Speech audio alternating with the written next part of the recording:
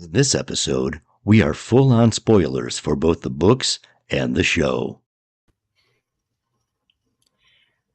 Hi, I'm Roofmistress Leigh-A. Hi, I'm Olver's ears. I'm Max. And I'm the Geeky Hippie. Welcome back to What the Adaptation, YouTube channel that reviews adaptations from one format to another. This week, we're continuing on The Expanse Season 3, and this is episode 304, I believe. Yep. Reload. Max, what can you tell us about it? It was directed by Tor Freudenthal. He's actually known for doing the original Percy Jackson movies, love or hate him. Carnival Row, TV series La Brea, and the new Quantum Leap series. And he's written for television by Robin Veith, who's known for Mad Men, SVU, True Blood, and a TV series called Candy. And in this episode, the crew of the Rocinante reload their ship and find more than just ammo. And Anna learns just how trustworthy her friends are. Oh, yeah. She has bad taste in friends. No. To paraphrase somebody from the books. She What has did everybody think excellent of this taste in one? friends. I like this episode. And it's not in the books at all. And I love this episode. What do you think of it, Overseas? Yeah, it's kind of fun. They use the Martians in a very interesting way to cover up a couple of plot elements that are in the book, but were sidetracked in how the season has gone so far. I think they did a really nice job. I think so. All right. What do you want to start with, Max? Oh, it was changed from the source material, and did those changes impact the from into this episode? We'll start with you, Mitch. As I was saying, the main element of this particular show is the obviously called Reload, and they find some derelict Russian vessels, or a vessel that's been in action, was taken out early, as we learn, and has lots of munitions, very needful things for the Rocinante. So they go aboard and discover that which they were not expecting, as Max said. Yeah. The Reload was done on on Tycho Station in the books. They had gone to Tycho after Ganymede, and then reloaded, got refueled, the whole 9 yards, and then went back out. Here, after Ganymede, they had been part of the rescue of Avasarala, and in the course of doing so, they used lots of their munitions. So this was a needful thing for them. Did you like the changes? I think it worked. As I said, that the books are so much different than the show. This book especially. The show is different than what the book had originally portrayed. Especially this season. Oh, yeah. Particularly this season, yeah. And I think the workarounds in the show itself have been basically, it's been faithful to the overall feel of The Expanse, even the feel you get from the books. But since they decided to make changes, for some changes, they have to make others. And the way that they sort of knitted them together to basically get us back to where we want to be, I think has been insightful. It's just been really, really nicely done. Leia? So I kind of want to focus on what is the same. As Mitch has said, this episode is very different from what happens in the books, but there are some things that they've incorporated in the show that is in the books. So one thing that happens off screen in the books is the rescuing of the Naboo. So I thought it was very interesting seeing the Belter fleet go out and using the drone robots to help flip and burn, and then doing an entry into it. So it, all of that, like it's completely, it's a nebulous, like minor, just a couple of lines. I think that Fred Johnson says that they're going to go get it and they're refurbishing it. They'd recovered it, they're refurbishing it. So we get to see the recovery happen. And I think it's a very interesting choice to put it here because the Naboo that turns into, I'm going to forget what the Behemoth. name is. Yes, the Behemoth. I was going to say the Goliath, and I knew that was wrong.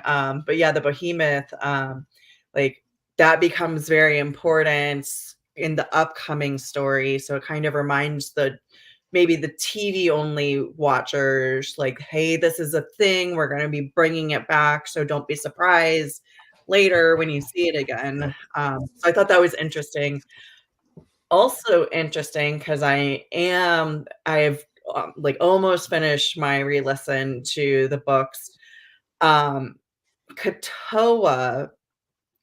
with being infested with the protomolecule, is communicating in a way that the way he talks are like the interludes. So when you're hearing the protomolecule voice in some of the future books, like that's the way he's communicating in those short, clipped, very enigmatic sentences that, you know, as a first time reader, I was like, what the fuck is going on? I don't get it.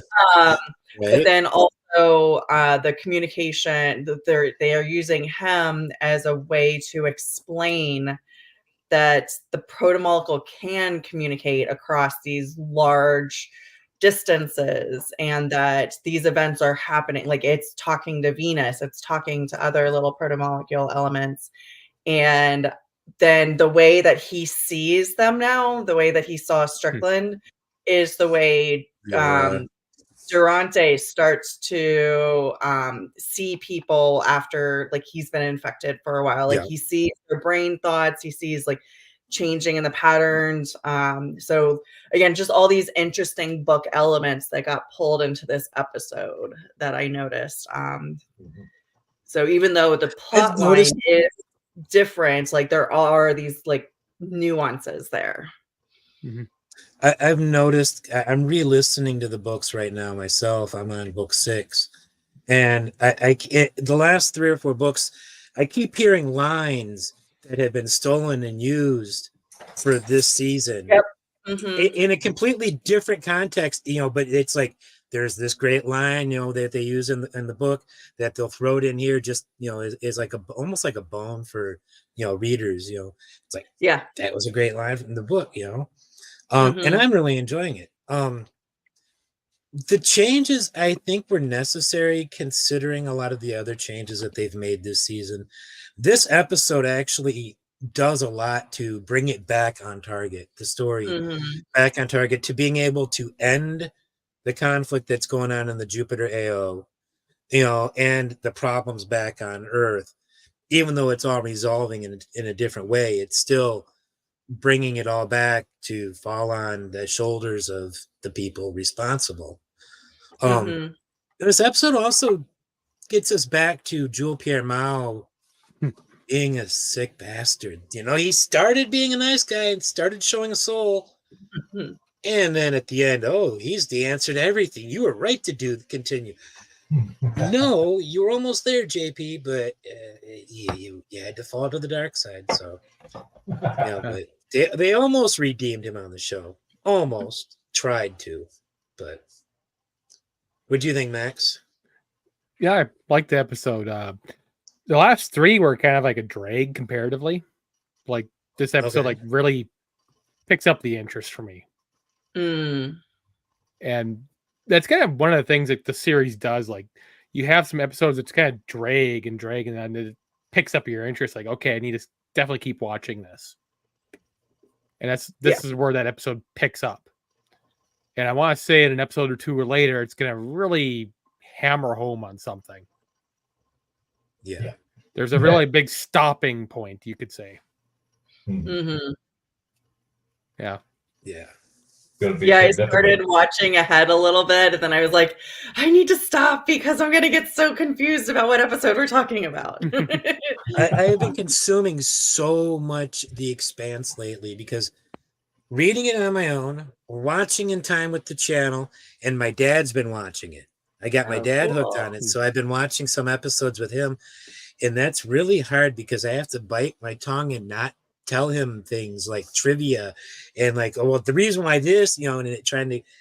I'm sure you all feel for me on that, because how Oh, yeah. hard it can be not Yeah. to. Because he doesn't like that, so I've managed to keep it down to like 1 or 2 facts an episode. But I've enjoyed watching him. He's now up on season 5, I think. So Have he's you given him almost a Nerf bat? no. It might help. What's next? Well, it only helps if he's a Nerf ball. So I'm not a Nerf herder. I know that much. The next question is favorite scenes or dialogue in this episode. I had some one-liners that I just really liked. One of them I'll leave for themes because it's just kind of funny to call that a theme. But I love when Amos walks in and shit. Did I miss it? I love that moment. But I think the best one is Anna. You don't get to speak to me, never again. And when she's talking to Aaron, right, and I'm just like, the way she says it, Elizabeth Mitchell just kicked it out of the park when she said that scene there. Yeah, pretty much. God, she's so awesome. Mm-hmm. I'll let you guys go with some dialogue and lines or scenes, but well, actually, I wanted to follow up on what we just saw. This is a change in how we have seen Anna act in the past. She's I don't like the term milquetoast for what she has been, but she has. I mean, she's been very quiet, background type, and this is the first time we've actually seen her lash out, and I thought, she did it very nicely. Also, in the previous sequence where he's doing his speech, I don't know if you noticed, but she's in the crowd. She's the only one wearing white. Mm-hmm. Yeah, she's angelic amongst all of these people, and I thought I really liked that look. I thought that was really nice. It is a stark contrast, yeah.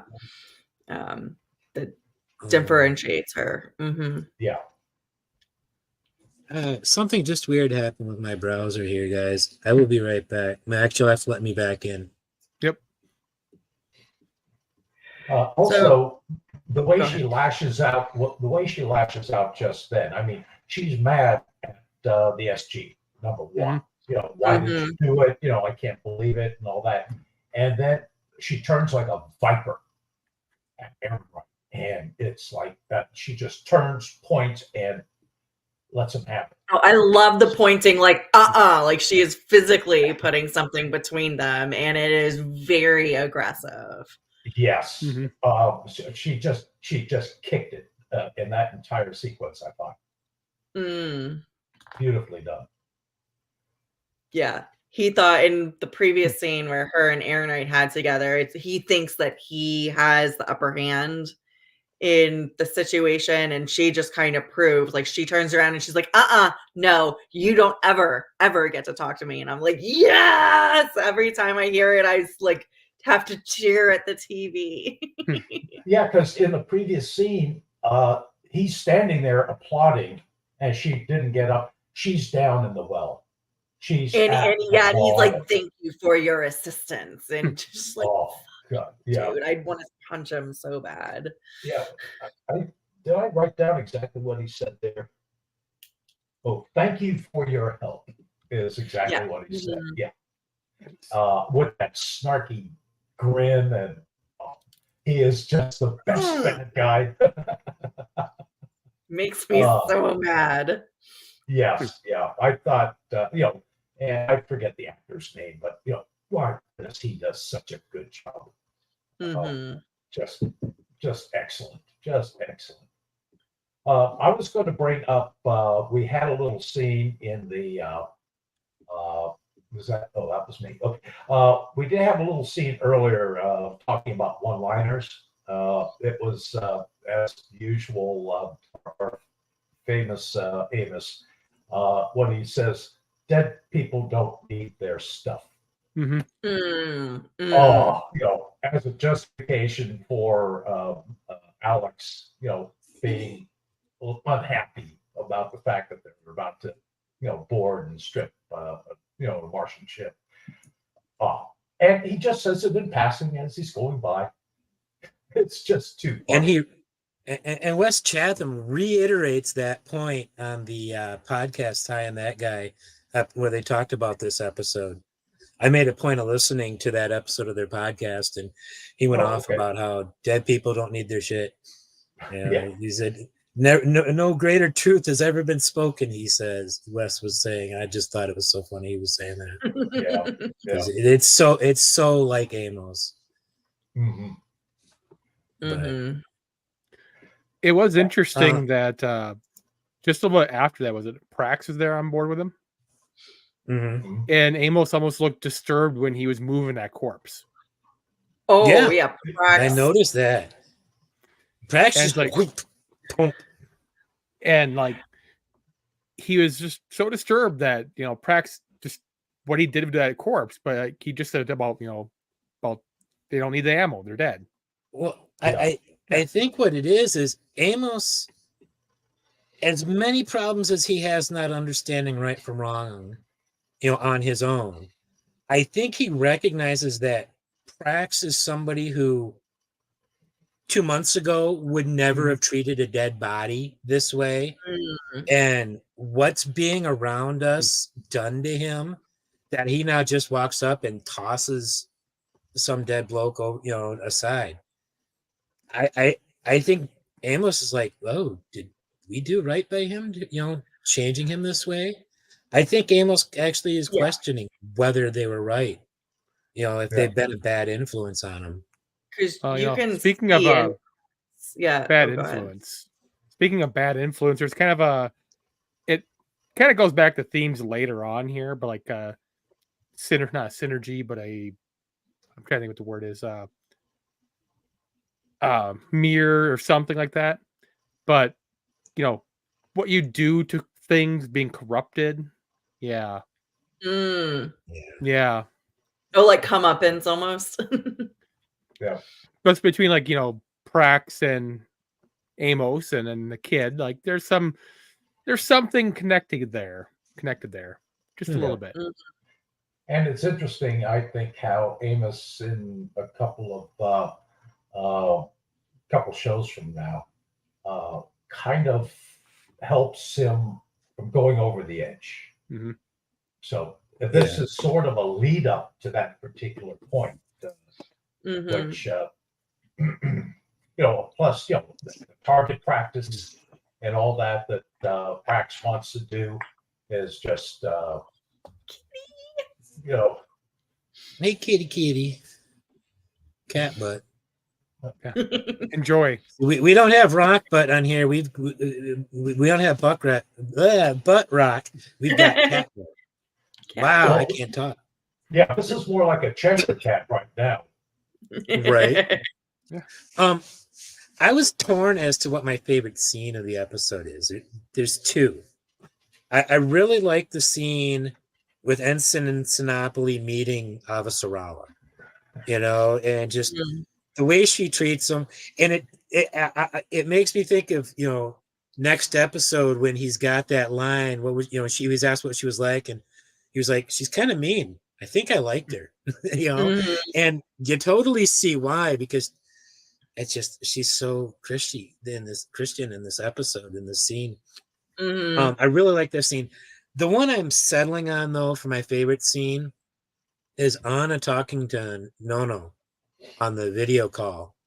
When she's telling her what's happened, and she's breaking down, and Anna's talking about how is God trying to humble me, and it wouldn't just having my hair come out. And no, Namono is like, believing that God is humbling you using a system-wide war feels ironic at the very least. And I'm just like, yeah. I You really can see like how this. they're a good couple in that way. Like they're really balancing Yes. each other out. They were really great. And I'll be mentioning Namono later this episode too, spoiler. She comes up later. So, but the other line that I really liked, what the hell kind of ship is this? Yeah. Monopoly. It's just, you got a Martian Marine, you've got, the crew of the Rossi, and then you've got Christian Avasarala. Yeah. What the fuck? How does that shouldn't be. Oh, and Prax. We almost forget Prax is there because he's so behind background throughout most of the stuff with the Martians. I'm not even sure if is he even in the same room at any time on camera with the Martians? I can't think of a shot. You don't see them on camera together. It doesn't mean after the whole scene with Bobby that the ensign doesn't see him. Like it's possible, but but it would also still lead to the and Academy botanist. Yeah. Right. Well, in that in the scene with Bobby, with Avasarala and the ensign, I always think of him as the moon face boy because he has such a round face. But Avasarala has two zingers there. When she's talking, and he keeps questioning, who she is and what's going on. And she says, the tedious version then. Is he going to be tedious or is he going to be sensible? The tedious version then. And then when he talks, or she's telling him about, how the only way to solve the problem is to solve it out here. We have to keep the politicians away. And then he gives her that look and she comes back with, I'm aware of the irony. She had those two beautiful lines in that little sequence. Yeah, I really liked both of those down. Yeah, I know it's so hard not to.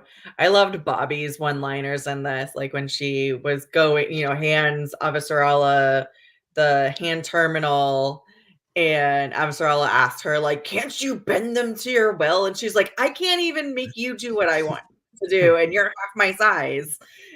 And they just have these great moments, and then later, Bobby's bringing the red kibble to Avasarala to eat, and what's this? And he's like, "It's food. You put it in that hole in your face." It's just like it's so Bobby.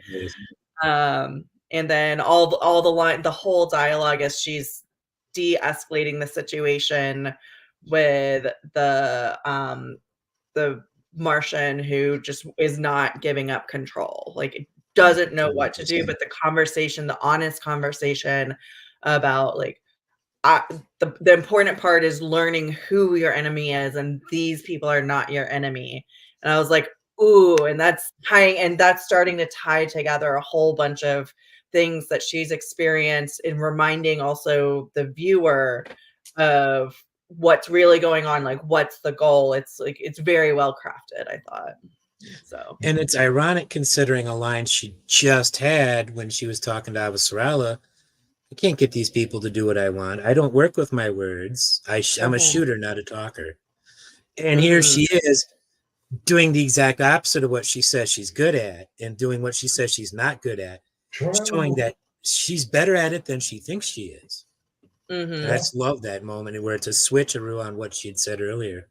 I never picked up on that. Very good. Very good. Thank you.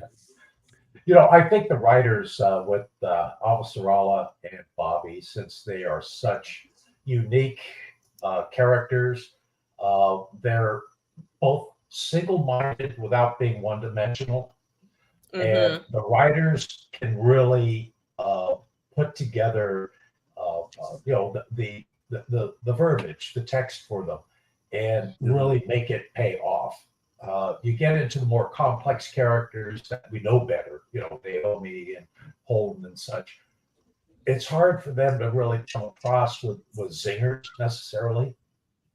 But with these more, I hate the term one-dimensional, but with these less dimensional characters, if they're able to focus their writing, I think, so much better. I feel like that might be because the writer of the episode was from Mad Men, and they might have used that expertise for this episode, and I think it paid off. Yeah. Okay. Makes a lot of sense. Yeah. They've got some great writers on this show. They really Not do. Not even counting the authors of the books. So, and speaking of the authors, one half of James S.A. Corey, Ty Frank, was the producer on this episode, the specific producer for this episode. Scenes for me, aside from Amos and Prax, I mentioned earlier, and the one you mentioned, Glenn, I have to mention the end scene with was it Kratos, the kid? Just being that disturbing scene at the end where you're like, what are these guys talking about? And also they zoom out like, oh, wow, that's certainly something going on here. Yes. Yeah. Just for shock value. Yeah. I did a screenshot to show, but I didn't think we could get away with that on YouTube. Yeah. And that kind of returns us back to was it season 2 with the whole inside the ship? Yeah. Or the meteor or asteroid, whatever you want to call it. Just everything going on there with the zombies. And all the stuff they probably couldn't really show from the books. Right. I felt like that was a very interesting. There's stuff going on here that we've piqued your interest in, and it's not just politics. Yeah, which can get boring very fast. But I think the politics in the episode finally took a turn, I thought, which was more interesting than it's been, I thought. Other scene worth mentioning was Alex getting his ass kicked.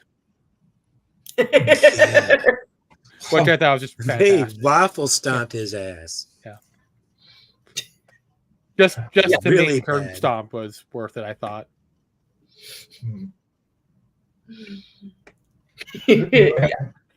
You had mentioned the scene with Katoa at the end. Yeah.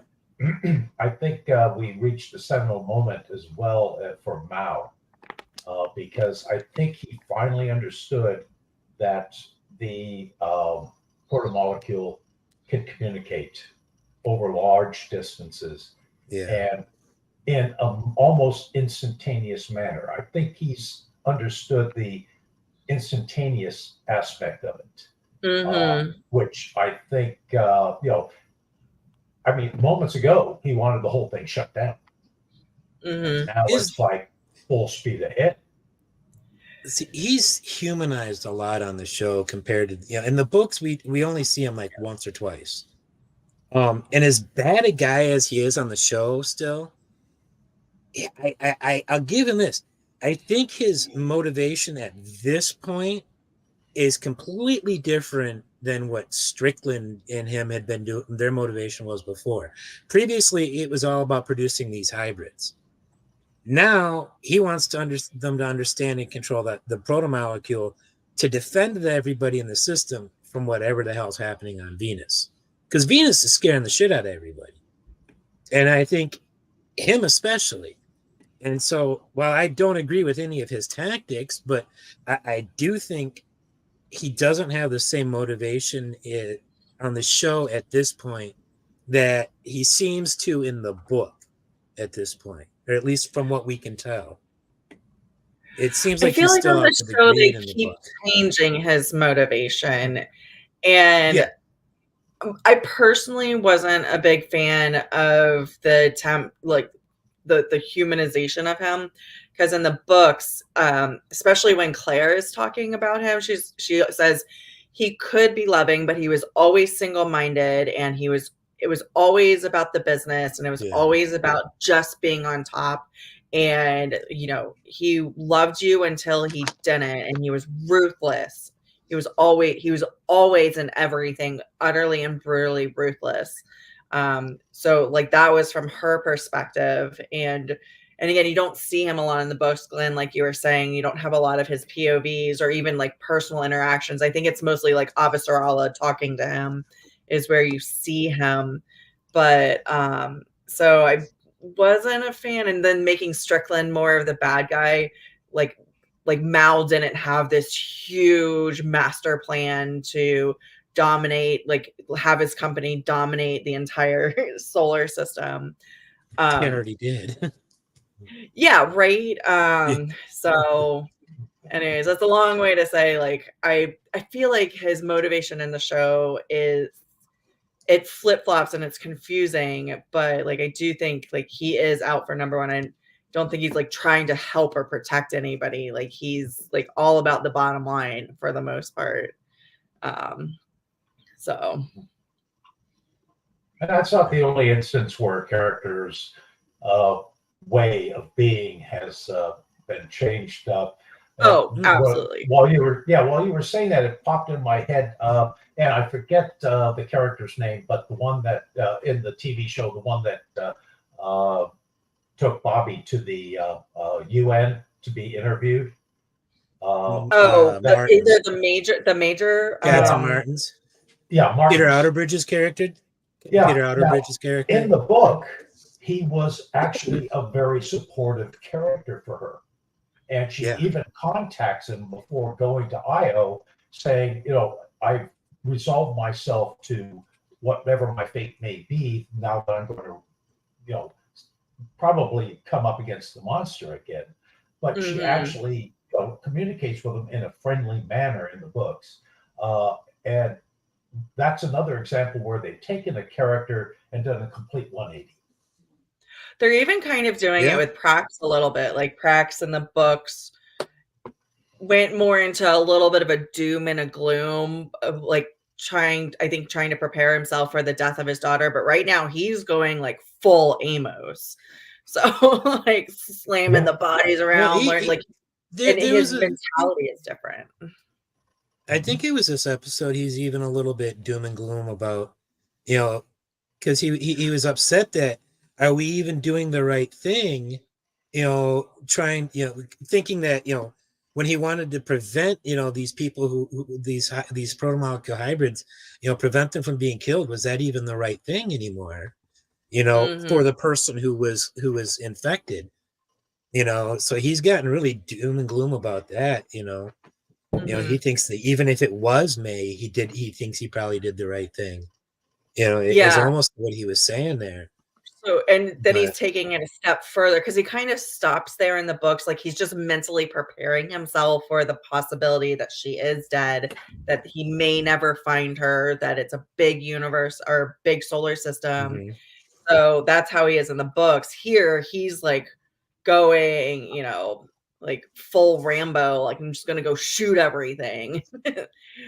like taking a lot of that influence. And I think when we were talking earlier about that look Amos gave him, it is like the it's not, I don't think it's necessarily like he's concerned about Prax the body. He's more like, because Amos does, he's a very complicated character, does have like some sort of a conscience. Like he probably knows Prax is a good person, probably doesn't understand what's going on and why he's shifting from the Prax that they knew on Gamamine, but like noticing like something is different here. I personally think Amos is the most complicated character I have ever encountered in fiction. There is just so much to unpack and pick apart in the way his brain works and doesn't work, and what he, you know, and how he thinks. Not my favorite character on the show, but I think but by far the most fascinating and interesting of the characters. He's complicated. We could do whole episodes just talking about the psychology of Amos Burton. Now, how often do we get an Amos POV in the books? Because I don't remember any. It isn't until the later book. Well, the churn is, despite the name used in the book, the churn is Amos. And then book 5, Nemesis Games, is where it starts, where they start splitting it down. Because that's the one everybody, spoilers, goes their own ways, their own directions. for the season / book. So that makes him more interesting because we never get inside his head. So Until later, yeah. Until halfway through. Until later. Unless you read The Churn, which is in Memories Legion. If you haven't read, it's one of the novellas. Possibly the best of the novellas, in my opinion, but I really like The Churn. I keep meaning to do that. Yeah, read through those. All of those novellas and short stories, they tie in some way. They all have an effect on the main cycle of books. So, what's next, Max? How did the quality of cinematography, special effects, sound effects, music affect this episode for you? Can I just say that the cinematography and CG of the salvaging of the Nauvoo was beautiful. I mean, from the moment they start, they show it in space to the moment, they're coming into the hatch that they cut open and you see them come down and float down past everything. Just the way they shot that, it just looks so good. Hard to believe it's Sci-Fi Channel, but that's where a lot of their budget probably went. This episode, not all especially. Yeah, that was They very have good. a lot of budget. Yeah, I actually made it a point to pay attention to the soundtrack for this one. I actually did a walk listening, and they follow some very or they have patterns that they follow with the background. Typically, if you have a scene that involves characters talking, usually the scene starts out with a conversation of some sort. The music is usually very low in two ways. It's a low frequency rumble in the background, and it's very quiet. In the course of the sequence, the music will change according to needs. As things get more exciting, the volume comes up, the instrumentation may change a bit. But it seems to me there's always that very low frequency. I won't call it a rumble, but it's a low frequency, highlighted very lightly with a string type sound. Can I ask a quick question? Is that low rumble, is that there even when they're not on a ship? Like when they're on Earth at the UN, is that there too? Or is it just on ship? I think I think it was in all the scenes. I think what it is to keep it from being completely quiet. So you only have, you always want to have some degree of filler. You can't have just vacuum in essence. So I think they use it for that purpose. I mean, typically you're going to have some sort of white or pink noise in the background. They tend to use this lower frequency in order to do it. As a general rule, as the sequence comes to a conclusion, the volume and the I won't say tempo, but the excitement level tends to rise towards the end of every sequence. That's fairly typical. One thing I found interesting is about the only time they use drums is when there's a fire, and then you'll hear drums in the background. You'll just kind of get your pagan going during the fight. So I noticed that. I'm going to try and pay attention to that for all of the episodes, but I think that's probably a pattern that they follow. There are no themes, so you don't have Holden's theme or Naomi's theme or anything like that. But I did notice that the nature of the music is different when you're in space versus when you're in an enclosed area. So there is that. So when you have spaceships, there's a certain type of sound. You can call it a melody if you like, but when you're in a more personal environment, it's a different type of sound. So I just wanted to point that out since it's the first time I actually really paid attention to it. I think I might try that experiment. Just do a watch through or listen through where I'm not watching the screen. I'm just listening and see what I pick up like that. Mm-hmm. That's And very if you've nice. watched it enough times, you don't, if you hear people talking, you know exactly what scene you're seeing Right. anyway. I noticed during like the UN scene, they kind of had the camera tilted up, kind of looking chest up towards the doorway. And it's like, for whatever reason, I was looking towards the ceiling and it looked kind of dirty and run down. And I wonder if that was a commentary on the UN on Earth. Was this In the this I large didn't crowd? notice that. Was this the large crowd scenes, or is Yeah. this? Or okay, Like where Anna was talking to, I think, Aaron, right?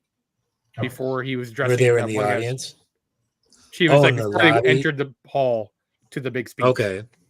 So in the lobby, basically. Yeah. And like, I wonder if that's some kind of commentary on this whole thing. Like, Now I'm gonna have to go look Good after we place. get done tonight. Okay. because it just seemed odd Could that be. like it just looked old and dirty and run down. Like this door's been open a billion times. Now, you don't think they were trying to get the low shot so you see everything up above as a matter It of was them trying to pretty show much the just grandeur? those. It was pretty much just those two, and like Okay. this door frame in the ceiling. Oh, okay. I really liked that shot when he was giving his speech, when the SG, because it's Secretary General Sorrento Gillis, a little overbearing with the SGs there. When he's giving his speech, it's that upward shot and it's a hologram. At first, I was like, wait, why does that look funny? Because you could see like lines, like static lines shifting through it. And then the camera comes down and there you see Sorrento Gillis top of his head and then him, and you can see it's a hologram behind him. But I like that shot, just a nice effect shot, and giving it that static or whatever you want to call it, distortion lines, just gave it a sense of verisimilitude I liked. Yeah. And you think after 200-300 years they'd have that technology figured out? Yeah. I mean, we've seen it. We've seen them using a lot of holographic technology throughout the entire show. Back in series, Miller was doing it all the time, looking at what's going on in the star system. They kind of fell out of it on the show, if I'm remembering correctly, where they started focusing more on flat panels, display screens. But even in season 1 and 2, there was a lot of holographic displays. Because there was one where they were in the ops room and the display on the Rossi, and they had the display out, and somebody was like flicking. I think Alex flicked something past, and he was looking at and that's when he realized he could plot a course to do something. That would have been last season. Yeah, season 2, when they're going into Ganymede or something like that. At the beginning of this season, when they were in the war room, did they have the hologram set? It was a hologram, yeah. I think so. Yeah, okay. I think All so. right. Yeah. It's just they don't use it nearly as much after a certain point. At least I don't remember it being used. They just went to a lot of. Yeah, You'll see it at the It's like beginning they of do a the next panel. episode.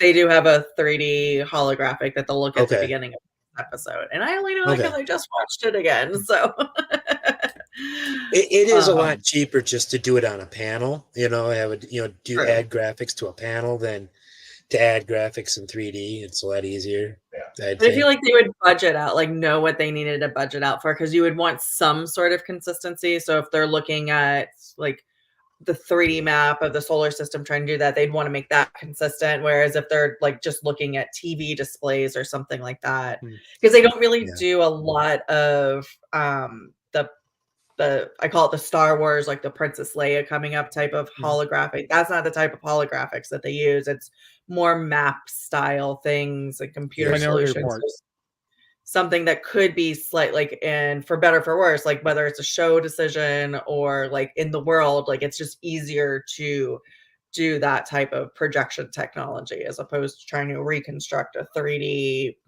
multicolored, like hued. That's just hard to do.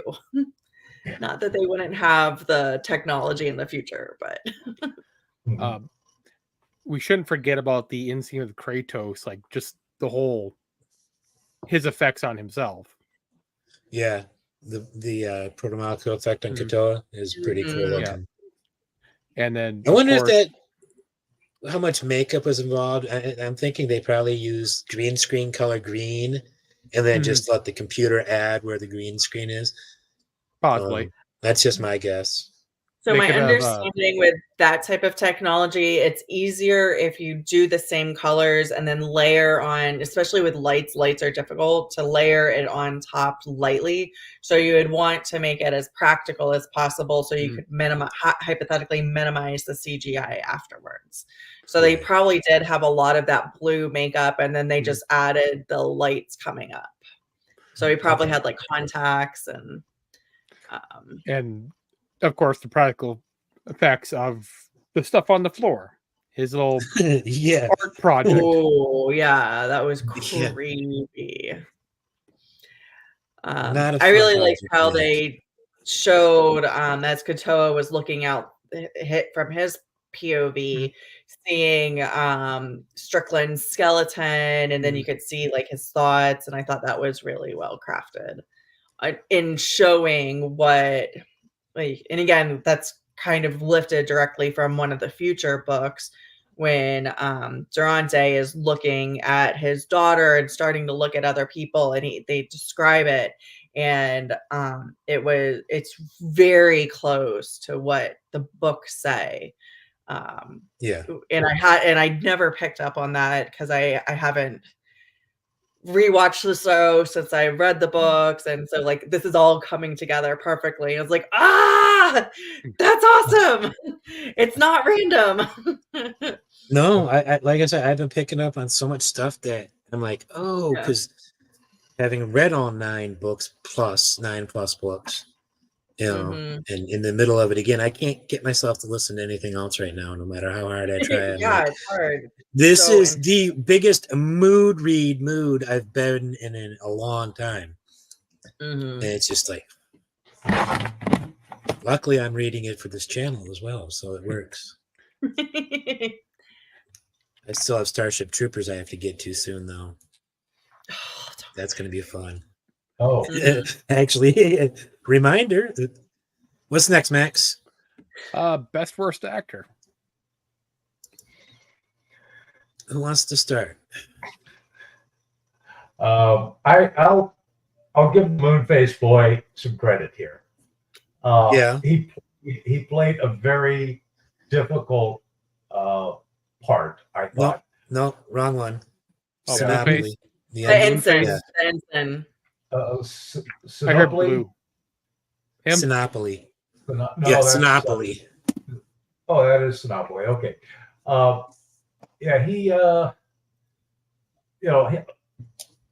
He played such a believable, I can't believe it character. He really did. But the fact that he was the first to pick up on things, I loved how they gave him that attribute. Not only in recognizing that this is the Tachi, you're out of uniform, you're James Holden, and we can't take over the ship, so give it up. He was always the sensible one. I thought they wrote him really well, and he did a pretty nice job carrying off the character. Max? Oh, it's tough because there's so many good characters in this episode. Oh, there's always my boy Amos. We saw him for like 10 seconds this whole episode. Did he miss it? Yes, he did. Yeah. Got Prax, who we saw for like 5 seconds. We got our Martian lady, who we saw for like 10 seconds. Wait, which Martian lady? Bobby? Your Martian lady, yeah, Bobby. We got a lot of Bobby. Got a lot of Bobby. Not that much. She had a whole bunch of great one-liners, and then she had her little speech de-escalating the situation. And then I loved her just like as Avasarala is like looks over is like, oh, the tedious version. She's like their communication together is really good. She's like twice the amount of time than Amos, compared to like the ensigns. I know. Yeah. That little conversation she had with Alex at the end, where she's up on the working out, and she throws the towel at him and talks about his belly hanging. Let's tackle that belly, sailor. Yeah. Yeah, that's the start of a beautiful She friendship. had a few good lines in this one. Yeah. I want to give props, maybe not props, I want to give shout out to Atticus Mitchell, who played Sinopoli. And as far as I know, he's not related to Elizabeth Mitchell. But I throw the picture of Sinopoli in there. But not just him, but also Kelly McCormick, who plays Ensign Loftus. Because in my opinion, this is a minor little bit of stunt casting, because at the same time this season was airing, the same season or the same year this season was on Sci-Fi Channel, there's another show I was watching on Sci-Fi Channel called Killjoys. And both of these actors were secondary stars. They weren't like the three leads. They were like the support cast in every well, at the time they were in every episode. Kelly McCormick was like in 25 episodes of Killjoys. That's Ensign Loftus, and Mitchell was in like 11, I think. Yeah, there's Kelly McCormick. Okay. She's also, if you watched the show, I didn't know this, I haven't watched it yet. A League of Their Own, the TV series. Yeah, she's one of the stars of that show. So I'm glad to see she's getting stuff, because I'd seen her and Mitchell play these super nerdy, dweeby science types on Killjoy. And now here they are playing sailors, soldiers, they're playing warrior types. And I'm just like, wait, what? These two dweebs are now, I'm supposed to, okay. And I bought it. I believed they were both, to some extent tough, warrior types. So I give props. But my one for this episode, I said I would bring her up again. Nono Volovodov, played by Raven Dada. I do have a picture of Raven in there. Raven Dada, she played No, and I just thought she was brilliant. It just, the interaction her and Elizabeth Mitchell had as Anna, I think the chemistry was great. And she was doing her own stuff. She's doing all of her shots here on a camera. I don't know if Mitchell was on set when she recorded that, but I know she was on set when Elizabeth Mitchell was recording her scenes, like where her side of that conversation. But yeah, Raven Dada for my number one this episode. Anybody else have another one? Anybody else they wanted to bring up? There were so many good ones. Like Max was saying, like, it's just hard to choose because there were nobody acted poorly in this. You might not like a person. Oh, the ship. It did an all right job. It really turned its performance around. Yeah. Oh, terrible. Yeah. You don't like the characters. It's not that you don't like the act. Like, the actors are doing exactly what they're supposed to. So it was really hard. But I ended up going with Bobby because I loved how I can't imagine how daunting it is to just have so many one-on-one scenes and be able to hold up your performance against Shohreh, because Shohreh is just always scene stealer. She's wonderful, and like, it's hard not to choose her because she's just such a delight to watch perform.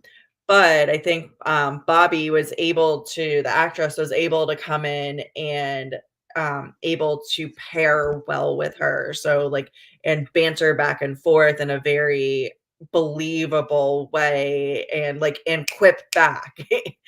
And so I love the way that they interact with each other. She's also really good at those like non-verbal, like I said, the whole like where she's trying to tell Elvis Ferrella to like, okay, get on with it. Like, there's non-verbal performances, and I really love the scene where she's talking down the ensign to like that I feel like that could be difficult, and it came off very well. So very believable. So she's my pick for the props. Yeah, I don't bother mentioning Shore Agdashlu most of the times because she's not my first pick. She's my 0th pick. Like, she's better than the first pick, so she's just a Mhm. given. And she looks Mhm. damn good in her enemy's skin. Oh I my love god, that right? line. It's my enemy's skin. It's like, Yeah. and then Bobby's like, this must be my ex's. It's like, yeah, Yeah. Another good Um, line. Yeah. yeah. Uh, This was Sarah fun. looks good. Yes. All right, where are we at So now? for my least favorite, I am not going to bring up the young girl that plays May. I thought in this episode she wasn't in a lot, but Hey, she kicked that doctor in the shins. you're right. Kick in the Yeah. shin. You have her, make a little grimace when she can't. Nobody will help her with anything. She runs away, and Katoa's behind this door. I just thought that little bit. She did a fine job. So I'm not going to bitch about it this time. She was good this episode. Yay. I didn't really have a worst for this episode. Mm-mm. The Expanse rarely ever gives me anybody to pick as a worst. Some of the other shows we've reviewed, though, on the other hand, have given me plenty to pick as worst, Mhm. or at least a couple to pick from. But The Expanse rarely ever gives me somebody to pick for Yeah. worst. Agree. Yeah, I think all of the non-regulars that come in, I believe that they obviously understand enough about the character, they rehearse enough so that they can be that character and convince us of that Mhm. fact. Yeah. You throw that right at the feet of the directors. Here's one. Drummer standing on top of the thing they're cutting open. Yeah. They're cutting the panel open and she's standing on top of the area they're cutting open. That's She just a wants to be brilliant the first move. one in. But that's not an There's no actor. gravity. That's more like the There's- positioning of That's the director. But good news, Yeah. they're in The like zero director. gravity, so Yeah. Well, So Look yeah. at the mag boots, right? That's what the mag boots are for. okay, now I do have a beef. You brought up gravity. When they first found the Martians, the SOS, they find the Martians. The Martians are laying on the floor. They're not floating around in 0G. I Yeah. noticed that. I was Yeah. wondering if maybe they were strapped in somehow, like they got strapped down to the floor, like were they in crash couches maybe? It didn't look like it. It looked like they were just It didn't in a look corner. like I'd it have because to I look noticed again. that too, and I'm just like, there's got to be like maybe that lieutenant that died like did something Yeah. to make them safe because as we saw a couple episodes ago, like if that ship got hit again, they could have potentially gone flying if they weren't secure. We call it secure for Yeah. sea. If they're not secured for sea or whatever, whatever the And expanse. moments after they find them, they prove to us that there's no gravity in there because Sinopoli drops, tosses the wrench, it hits the deck, and then goes floating off into the air. So And it's you like can hear they the clicking reinforced. of the Rossi crew's mag boot. So they do make a point. That's something that I appreciate about the show is they do make a point that if you're not under thrust but they're still walking, that they do the clicks of the mag boots. Yeah. the only thing I'd I say really on that appreciate front that. is like just because you're floating doesn't mean you're not going to stay in one spot. Yeah. You're not going to be in the middle of the room. You're going to Yeah. be where you're at. Right. You could, yeah, it depends on if any forces, maybe they, when the ship stopped moving, or stopped moving around them, when they hit the 0G. Who knows? They could have wedged themselves into those positions for all we know. And there were Now no that's right about air there is one person that still bugs me, but I can't say he's the worst actor. It's just he's always got this look on his face that drives me nuts, and that's Jonathan Whittaker as Esteban, as Toronto Gillis. He looks like he's always ready to smile and smirk at whatever is happening around him, even when it's bad. Not in the background. Sean Doyle, on the other hand, is great. I love, that's one thing this show is great at, is giving me actors playing villains so brilliantly that I hate those characters with an absolute passion. Murtry. Yeah. Season 4 is But going to be the fun. SG is derpy. Like, he is a derpy character. Like, he's that sleazy politician that somehow managed to crawl his way to the top. And so, like, I can't imagine, like, he would have this, like, constant smirk on his face that, like, you It makes really me want just to want to wipe it slap off him. his face. Yeah. Yeah. And I'm not the guy to want to smack somebody, but Yeah. when it comes to Sorrento Gillis, it's just like, well, and it's the character that you don't like. bobblehead. It's not the actor doing a bad job at it. Like, he's meant, like, Yeah. you're supposed to not like him. So It just, yeah, you're right. It just, he gets under my skin. Not to the level of like Murtry or some truly villainous characters in the show and books. But, you know, yeah. So what's our next question? Themes. Okay. Did you have anything that this week, Mitch? No, as I said, I'm not particularly good on picking up on themes. I'm teaching myself, so. I had one. How about you, Leigh-A? De-escalation. I think there were several instances of, like, Anna's attempt in the speech that she had written was an attempt to de-escalate, and Aaron Wright and the SG literally stripped that away. And then she's continuing, like, she just doesn't understand why she's there, because her entire job is to help de-escalate. You've got Bobby attempting to de-escalate in the gun, like, that's a literal de-escalation. Like, that is a prime example, like, of actual de-escalation. Then you've got some personal escalations and de-escalations. So when Alex and Naomi are talking, and he's like, oh, I'm gonna go make some food, and she's like, oh, red kibble.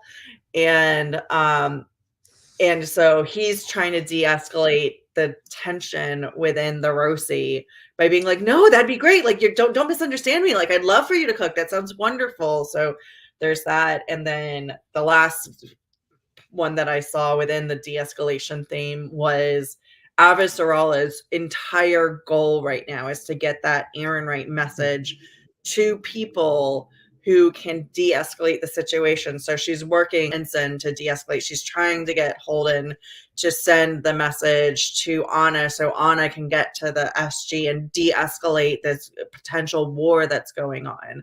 So there was just lots of, like, I felt like that was very consistent across multiple layers throughout this episode, was the de-escalation. Which is in contrast to the title Reload, which is not de-escalating. Right. In the book, I understand why they wouldn't, why in this situation it would have been a bad idea. The equivalent situation in the book, it would have been a bad idea to broadcast, hey, this is what we know. But in the context of the show, with that freaking message from Aaron Wright, I have yet to find a single reason why that message just shouldn't be blasted across the entire solar system. Everybody should see Aaron Wright saying that so that everybody knows who's behind Korshanov's death and the Karakum's destruction. And it's not how Avasarala operates. She's much more targeted, and she's running the show right now. Yeah. It would have been so much easier to broadcast it, because then everybody's going to see it, instead of hope Sinopoli can get it through to Souther, hope Anna can get it to Esteban. It would have just I think the potential for the Martian politicians to take it out of context and use it as an excuse for escalating the war. So it's like getting the message to the right people who are going to use it correctly. And that's what Avasarala is trying to do, that very strategic. Because we saw James Holden just every time he, without the context, every time he broadcast these things, it ended up jacking up the situation 5,000 times worse than it was before. So without the correct context, like people probably don't know that Mao is doing this or that Mao's involved, or they might like Right. take it if you don't have I can't remember if they say it in the show, but in the books, Miller lectures Holden on like you can't just like shoot all this information off without all the details behind it. And he tells this story about um there was a child who got murdered and they blamed the father. That like that was the initial reaction, and that information got out, and then a mob literally killed the dad, and Right. then it turned out it was What's somebody in the book? completely different. Like it was a mob boss, and it just like it had gone awry in a really weird way. And he's like, without I all think that that was in the context, book. without all of that background information, people do the wrong thing trying to do the right thing. So if they just blast that message out without any context to it and without a lot more information, people are going to do Then give bad that things. context. Then Yeah. give that context. This, It's she could have gotten. it's hard to build that case. Other And so Sorella that's why could have they just want gotten to on give it camera and said, "Look, he told me to go do this. I went to go do this, and then he sent us this message because he wasn't getting the results he personally wanted, and let everybody react because you know what? Everybody's going to react anyways, and there's Well, and only they do really that in one the way to book. take that particular piece of information. In Abbas this Sorella one in the particular case, I think a Holden move would have made sense. Abbas Most of Sorella James's does other that in the moves, book. She takes a similar message and yeah, but they do a whole interview, and I just don't think the show had the time to do it. yeah. So I just think this is the one time where the Holden maneuver would have made sense. Just blast. I disagree, but we can agree to disagree. Yep. I put it like Hey, but this: if the Holden maneuver worked, what would the point of the book be? Yeah. Sure. It's like in the Wheel of Time, if the characters communicated, where's the rest of the story? Right? You know? So true. So true. So, did you have any other themes, anybody? Symmetry. We have a Oh. symmetry I had mentioned earlier about what was it? I had never pronounced his name correctly. Katoa. And There you go. Prax, where he's kind of getting like more corrupted over time. And then you have a kind of a thing going on with Anna, where she's seeing the corruption on her side of things.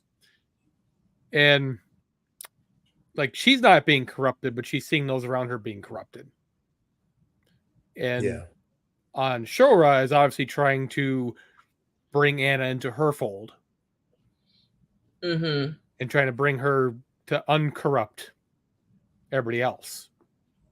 Mm-hmm. So there's a symmetry between those two plot lines of these uncorruptible figures and these other two people being more corrupted. And whether or not who gets, not corrupted in the end is gonna, who knows? Is Prax gonna be the one that goes down the route of say Miller? Mm-hmm. That would be frightening. Does he become more like Amos, or does he become more like Prax originally was, or does Anna go more towards Prax and Amos, or does she go more towards Holden and better, or does she get corrupted? I totally would see Anna going Paladin. Ty Frank flat out called James Holden a Paladin on the podcast where they talked about this episode. He went so far as to explain Paladins to Wes Chatham. That's hilarious. But like, there's just this symmetry between those two. And that's it. Yeah. One that stood out, not so much stood out, but one I picked up on, even though it's in the context of this episode, this idea is used negatively. It's something that plays a part in the course of the show and is talked about directly in the books. And it's the idea of one ship. Now, the Belter idea of one ship is that all ships of all the Belters are all one ship. I'm using it in the idea of one people, where Sorrento Gillis here, in a very negative way to use it, is talking about how we are one race, one people, one human species. And it's dealt with in the books, it's dealt with in the show in a lot of attitudes, maybe not directly talked about outside of this Secretary General, but the attitude of like, we're kind of all in this together, you know, and that's exactly what the one ship idea is about, is that we're all sharing this one, you know. Yeah, you all have to Tied share the together- same air at some point. Yeah. Yeah. This next one kind of connects to the idea in a vague sort of way, or depending on how you look at it, loyalty. There was a lot of loyalty talked about in this, especially we don't leave anyone behind. You know, every military has that. You know, says that whether it's one of their models or not. Every military group will say we don't leave our own behind. And even outside of the military, you hear that a lot outside of the military. And that all comes from a place of trust, which is another issue that this episode is a lot about, whether to trust or not to trust. And here we're getting Sinopoli having to decide to trust, Christian Avasarala. We're having Loftus having to decide to trust the Rossi crew and Bobby. You know, everybody's having to find trust at one point or another. At the same time, we're finding reason to not trust Sorrento Gillis and not trust Aaronite. Well, we've had plenty of reason not to trust Aaronite, but Sorrento Gillis is showing he's not trustworthy either. So those are the ones that I... And have the ongoing issue of trust within the crew of the Rocinante, because they're still not over Naomi's little bit. What was it Amos thing that said? There are some things you can't fix. You can't forgive. Yeah. Mm-hmm. Was it? I thought it might. Oh no, you're right. It is fixed, because she was talking about how she was happy to work on something that was easy to fix. Talking about the Martian vessel, they were. Yeah, you're right. It was fixed. Well, there was one other minor one that concerned Anna as well. I was going to bring up and hadn't got to it yet. Yeah. It actually goes back to the writer of Mad Men and Anna's particular plot line, and why I believe they chose that writer for this episode. She is the speech writer for, was it Gillis? Sorrento Gillis, yes. Yeah. And they said, Shora said that she was the one that made his career. Mm-hmm. And that he did something, I betrayed her trust or something in the past, and then she's going to do the speech again, and he again betrayed her trust. Well, just like Mad Men, I think there is this, through 300 years in the future, there's still this sexism that still exists in this future. Mm-hmm. And just like Mad Men, it's the exact same thing. You have these women who are writing speeches for these powerful men, and they're not really getting this credit that's not really seen except by other women, like Shora. And speechwriters don't often get credit in the general populace anyways. It's usually people, regardless, policy wonk and speech wonks. Shora acknowledges that she's the one who did it, and she's not in these official channels. And that's why she's able to send this message to her.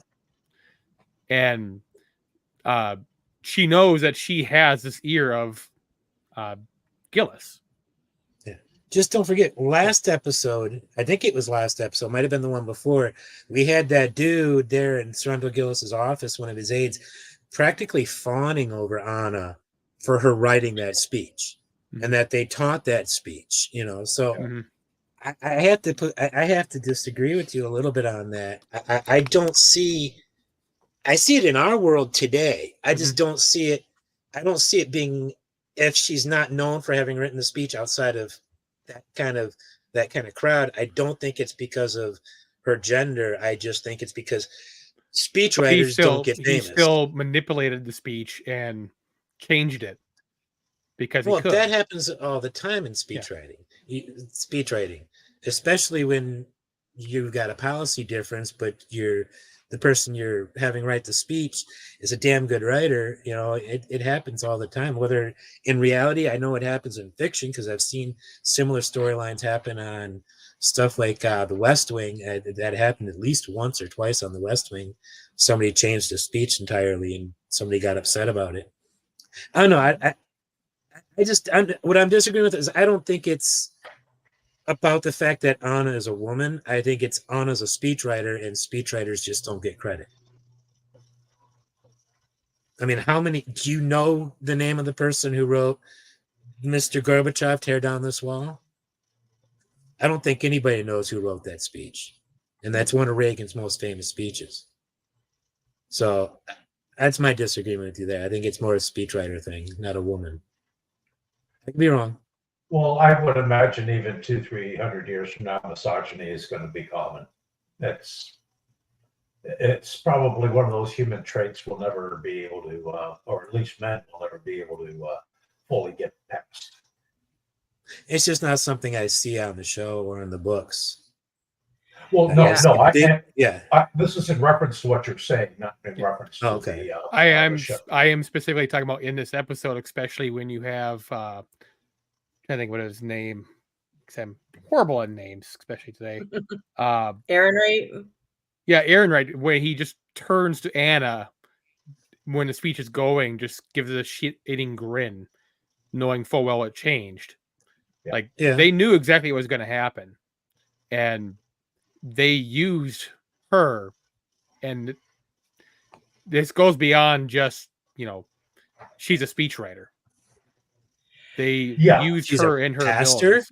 She's a pacifist pastor. It might be even bigger reason, but I don't think it's because of what's what's between her legs. I don't think it's because of that. I think it's the politics and the more the ideologies involved. I don't think it's a factor. Aaron Wright I do think he personally is a chauvinist. Because you can see it in the way that he treats Evan Sorella. So I think he is an individual instance. I don't see it in the world overall, where I see things that are reflective of today. Like I think the authors and the showrunners have also carried this on, is things like racism. Racism doesn't really exist the way we see it today. We see it more in the otherisms of the Martians or the Belters. So the others are physically located somewhere else. So it's not black versus white versus brown, and it's not man versus woman.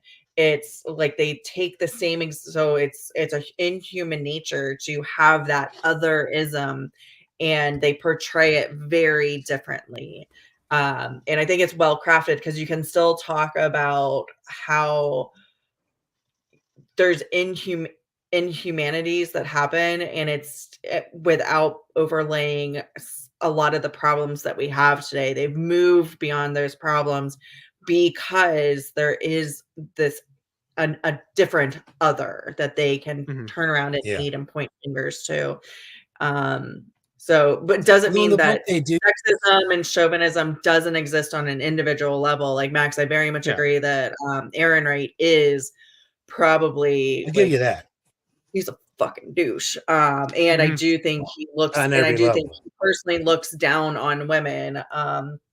And in the books, I think like Mao, I think he's a chauvinist and a sexist.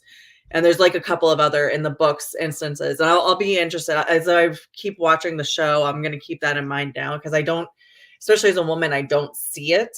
That's one thing that I very much enjoy. Like the women are like, Bobby will kick anybody's ass. She'll kick Amos's ass, and Amos is like crazy. And then like Naomi's smarter than everybody. Yeah, Naomi's smarter than everybody. And you've got amazing leaders like in the show, you've got Drummer as this amazing leader. Avin Sorel is this amazing leader. So and it's not in any way. I think a lot of what happens today is when women are lifted up like that, there's a lot of backlash from people who are chauvinists, like, oh, that means like all the male characters are being demeaned, and it's not true, because you've got a lot of great balance between the genders in that way. So you've got for every Bobby, you've got Alex. For every smart person like Naomi, you've got an equally smart man somewhere else in the world that's doing the same thing. So you're always you see all the people on the same levels. So something I personally, especially as a woman, enjoy about the books and the TV show. I wanted to follow up on your other aspect. One thing that is very common here in this day and age is religion.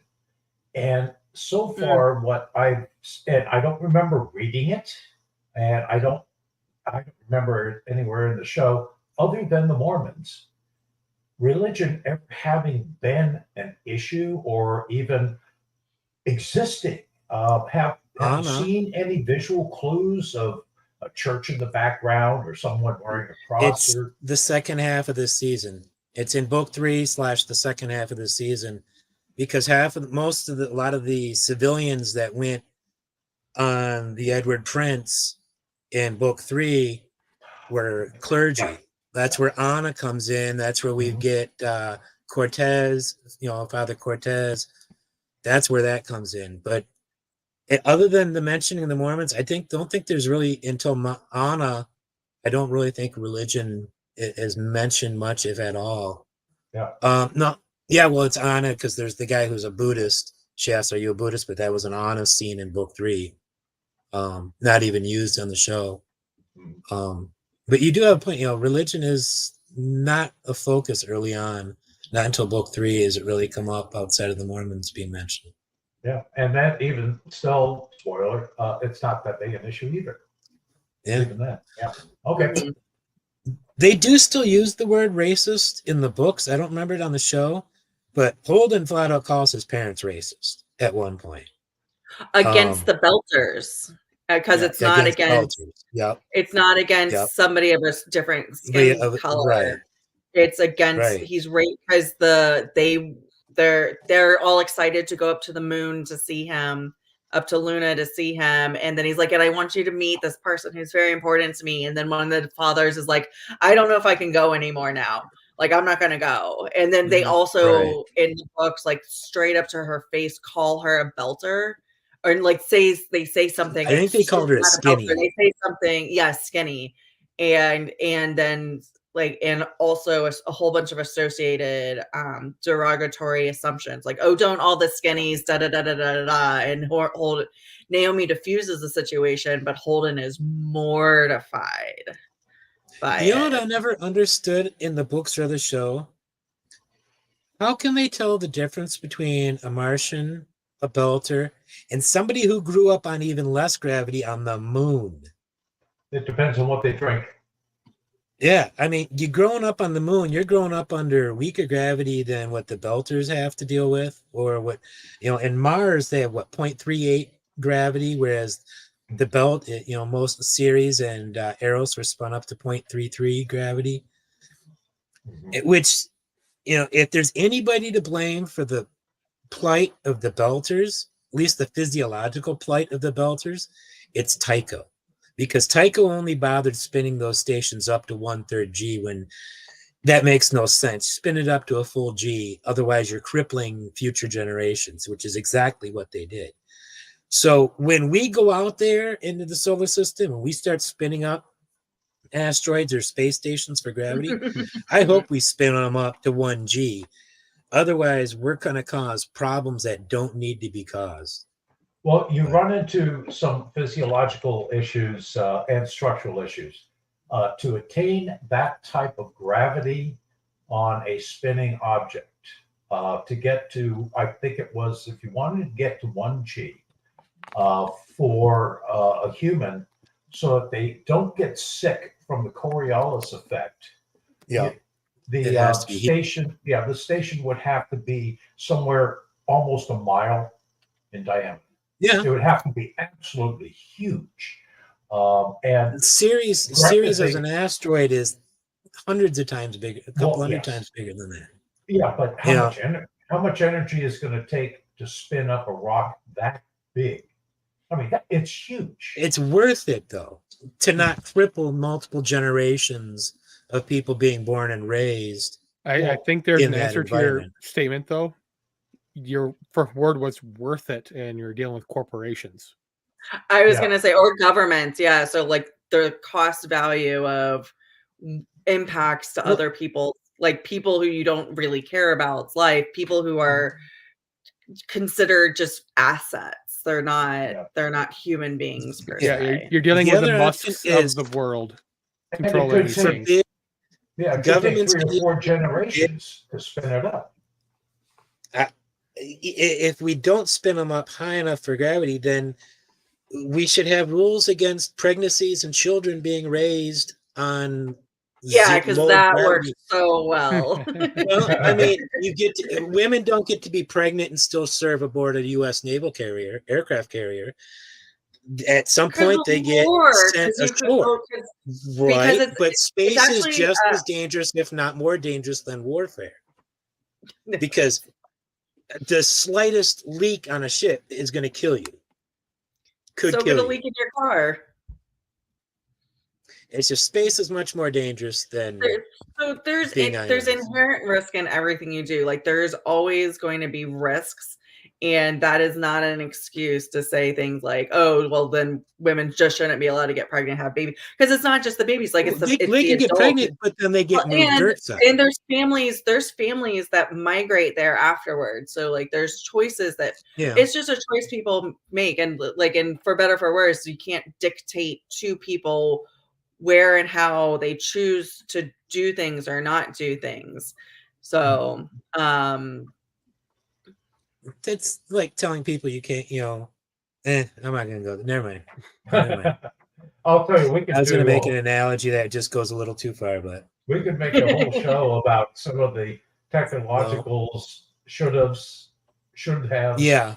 It's just that one has bugged me since the get-go with The Expanse. I'm like, why you would only ever bother spinning something up to 1/3 G? So they could have a 7-foot tall person. Yeah. There you go. It certainly I makes the NBA moot. But in the whole thing of The Expanse, everybody seems to forget that the people who grew up on the moon, born and raised on the moon, grew up under less gravity than any Belter or any Martian. But the only people who grew up on that little gravity is May growing up on Ganymede.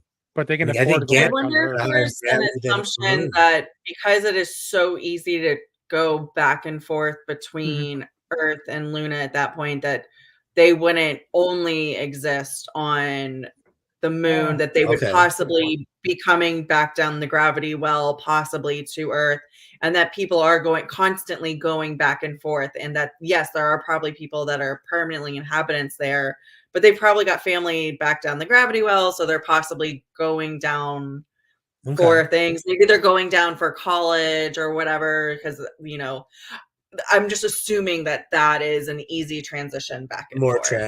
More transportation back and forth. Okay. I mean, yeah, there's people who have because I know the private Mao kids grew up on Earth and the moon. They made that clear that the Maos grew up on both. But I don't think the moon is a poor colony by any means. No. Oh Or yeah, a vacation resort. it's like government people. It's people with big, are participating in the corporations. It's not the people who are on the welfare system down on Earth. Like those people are able to financially afford to go back and forth. Maybe they can afford like gravity treatments, spin you out for a month at 1G. And all of the good drugs that Miller talks about, that like the Belters literally don't even get sent the good drugs to help with their bodies cope. So like it's all saved I'm trying to for the remember inners. Osteo X, I think, is the one that was talked about in season 2 when Bobby went out on the street to look at the ocean. Density. Yeah. Yep. Osteo X is the one I can remember from the. Then there's the juice, but that's for prevent stroke and passing out during high G. But anything else thematically or off like this? Like you want to go off on anybody? Nope.